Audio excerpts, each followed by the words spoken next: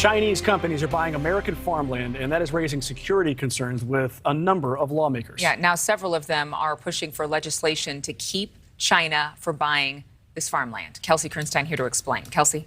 Well, Adrienne Mitch, China owns close to 200,000 acres of land in the U.S., worth close to $2 billion. And now some American leaders, they're very upset over China's recent purchase of land near an Air Force base.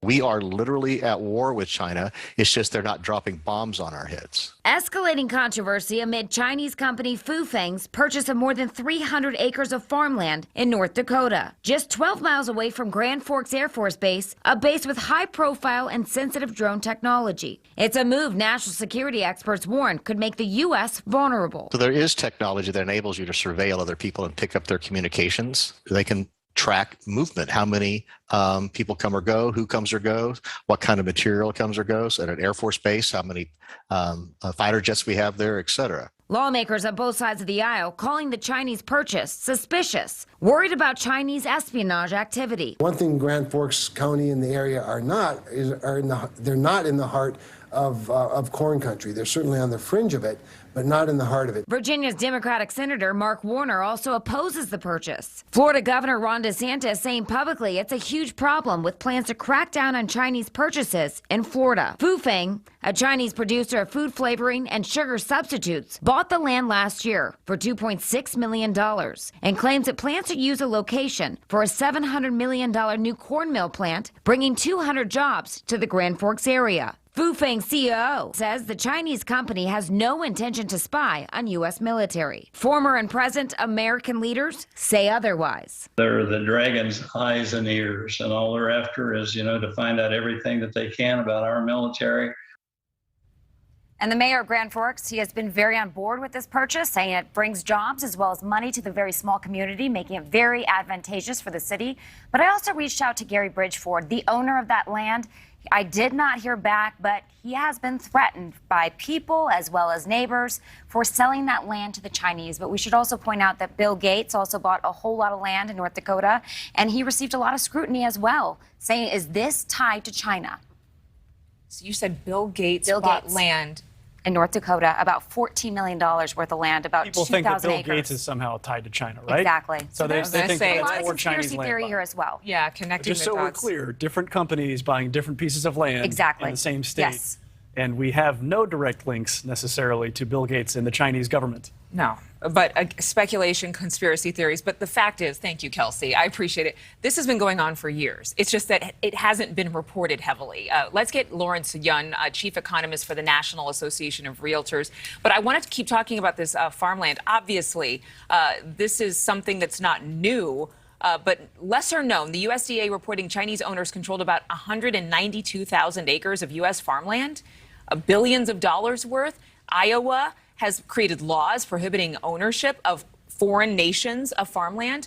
So, is this an issue that we should be paying more close attention to?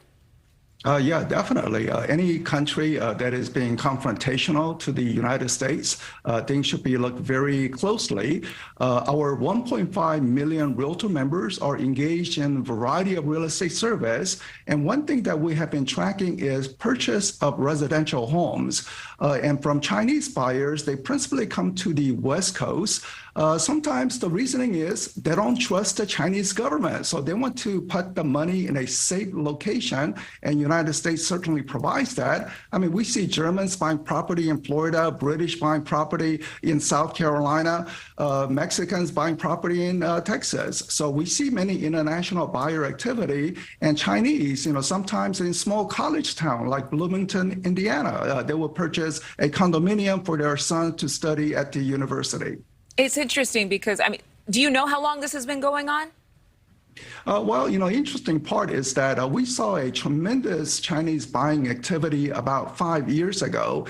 And then since then, it has began to steadily decline. And in fact, in the past 2 years, during the COVID environment with, travel restrictions in place, we have seen a substantial decline in Chinese buyers coming into the U.S., only about, 20% of the activity of 5 years ago. So the COVID restriction clearly restricted. Not only Chinese buyers, but other buyers. Canadians buying property here in the U.S. also has been restricted. But anything that involves national security does require a greater scrutiny and possible prohibition. And there is bipartisan support. I just want to make that clear. Republicans and Democratic lawmakers urging President Biden to actually end all farm subsidies for land owned by foreign nationals. But could this impact our food supply?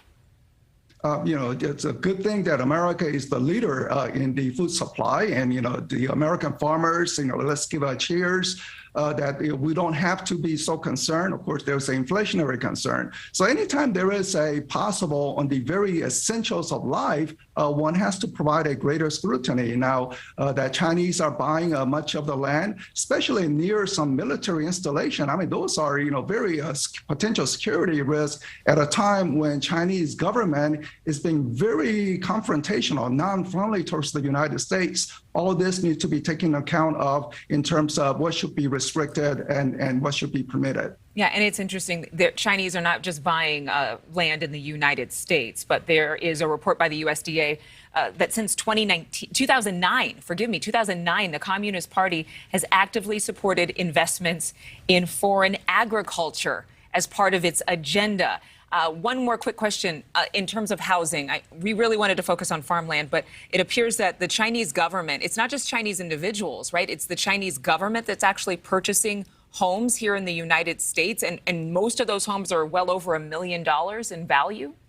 No, I mean, these are Chinese individuals. Often the reason they give is that they are wealthy and they want to have a second home, and America is a good destination. The other reasoning is they don't trust the Chinese government and they want to park their money in a very secure location, possibly in Canada, Australia, and the United States. So essentially, they are taking money out of China and say, no, I want to park some of the money here in the United States. Okay, thank you for clarifying that, Lawrence Yun. But again, I'm just glad that we're getting this story out there because, as you mentioned, it's been going on for years.